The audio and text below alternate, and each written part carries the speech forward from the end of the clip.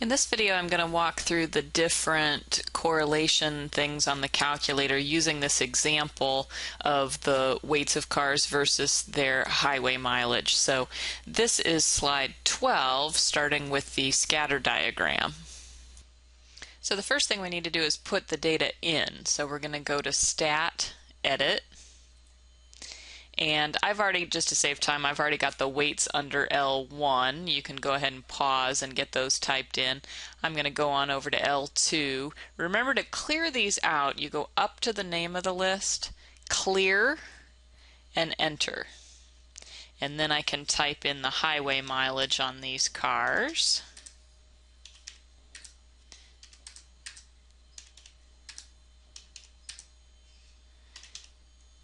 And then, like I said, if you need an extra minute to put those weights in, you can go ahead and pause this and get all of that put in. Once you do have all of the information put in, we need to set this up to plot those as dots on a graph. So I need to go to this Stat Plot menu up here over the Y equals button. So I'm going to go second Y equals. And I'm going to just choose this first plot, just hit enter to choose that. If it's not on, that's the first thing you need to do is turn it on. So hit enter on the on. And then I need to go to type. I still have this set up for box plots from like chapter 3. I need to hit enter on this very first one and make that a scatter plot. All right, and then it automatically is set for the X list to be L1 and the Y list to be L2, which is how I had it, and that mark is just fine. So I'm going to go ahead and hit graph. And like I said, you may not see anything because the window's not set right. Quick way to fix the window is zoom, which is right here in the middle under the screen. And then you can either just hit 9 or you can actually go down to 9 and see what it is. It's zoom stat. So a lot of these have the word stat in them, so that should help you remember. So zoom stat, and what that does is it zooms in on your dots, and so this is, each of these dots is a car, and the X values are the weights of the cars. So as we go to the right, they get heavier, and then the Y values are the highway miles per gallon. And so you can kind of see they're certainly not perfectly lined up, but they do have a general trend that goes downward as you go to the right. Then we picked up with this again on slide 24, and that one asked for us to find the correlation coefficient and the coefficient of determination, or the proportion of variation, same thing. So let's look at how to do that. So first I'll just quit to get out of this, second quit. And so to find R and R squared, I need to do a ln/reg t-test. So I'll do stat over to tests. And like I said, you're going to have to scroll way down. It's actually probably quicker to go up because it'll wrap back around, but scroll way down until you find the ln/reg t-test. And if you've got the newer operating system, it may actually be F. Go ahead and pick the ln/reg t-test. For now, none of this matters except that the L1 and L2 are set correctly, and then we'll just go down and calculate. We don't really care about the hypothesis yet. And so you can see you've got a whole bunch of information. For the R and the R squared, you need to scroll down to the bottom, and there they are. So your R value is your correlation coefficient. That's negative 0.818. We actually don't use that a whole lot because you have to run the hypothesis test to know if that's strong enough for the particular sample size anyway. But we do look at the R squared quite a bit, 0.669, so that's 66.9% of the variation in the highway mileage is because of the car's weight. Then we picked up with this example again on slide 33, and that's where it actually asked us to set up the hypothesis test. And so we did that. We said that the null is that rho equals 0, and the alternative is that rho does not equal 0. And so then we need to actually run that hypothesis test on the calculator. So let's run that hypothesis test again, and this time pay attention to the actual hypothesis. So stat over to tests. I'm going to go up this time because it's a little quicker to get there. ln/reg t-test. This time I need to pay attention to my hypothesis. So the alternative hypothesis for correlation testing is not equal to 0. So I'm going to pick that. And then everything else is fine. So I'll go down to calculate.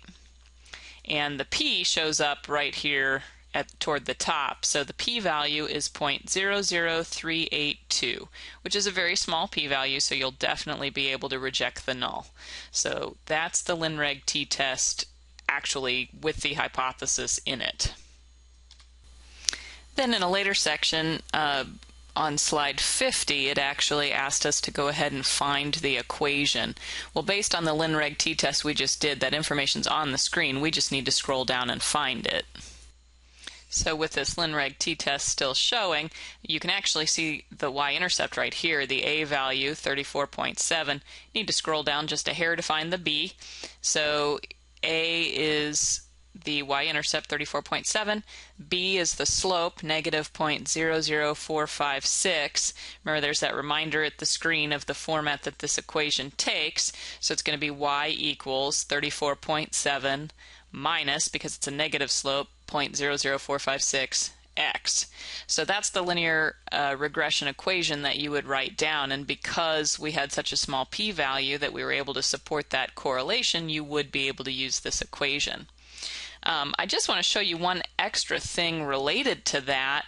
You don't have to do this, but it's just kind of interesting. I'm going to go and actually type that equation into the y equals screen, and you don't necessarily need to do this on your own calculator unless you want to. You could just watch me, 0.00456x.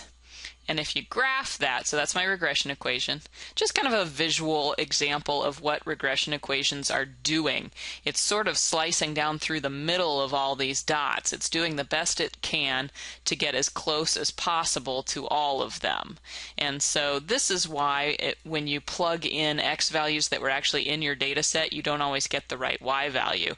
Because let's say right here I plugged in this x value, I'd get the y value on the line, and the actual data point was up here. So it's really just estimates. It's not going to be perfect, but it's a nice pattern that we have that we can use to make these predictions. So that's what it looks like if you graph a regression equation through the actual dots. And then what if you don't have a correlation and you can't use the equation? On this data set we could. Let me quit and get out of this. On this data set we could. Let me clear that.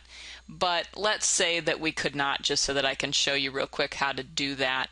If you need to run an average on the y values because there was no correlation and you were not allowed to use the equation, you'd go Stat, over to Calc, pick your 1var stats. We did that back in Chapter 3. And then you need to tell it that you actually want it to run it on the y values, which was the second column. So L2 is over the 2 button, second L2, then hit enter. And it says X bar, but this is actually the average of the y values because we told it L2. So you'd write down y bar, and then it'd be 20.1. So 20.1 is the average highway miles per gallon. If we had found that there was no correlation with weight, that would have been the best estimate that we could make. And then let me just run through that real quick again with the newer version. If you have the stat pop-ups, just to remind you how to do that. So when you go to Stat, Calc, 1var stats, you get this pop-up screen. So you need to change that first line where it says list. You need to make sure that that says L2 so that you're calculating the mean of the y values. And then on frequency list, you might not have anything here. If you do, because you've maybe been doing some 2-column 1var stats, then you need to either clear or delete to get rid of that. So you don't want anything under frequency list, just the L2 at the top, and then nothing for the frequency list, and then go down to calculate. And it should look the same.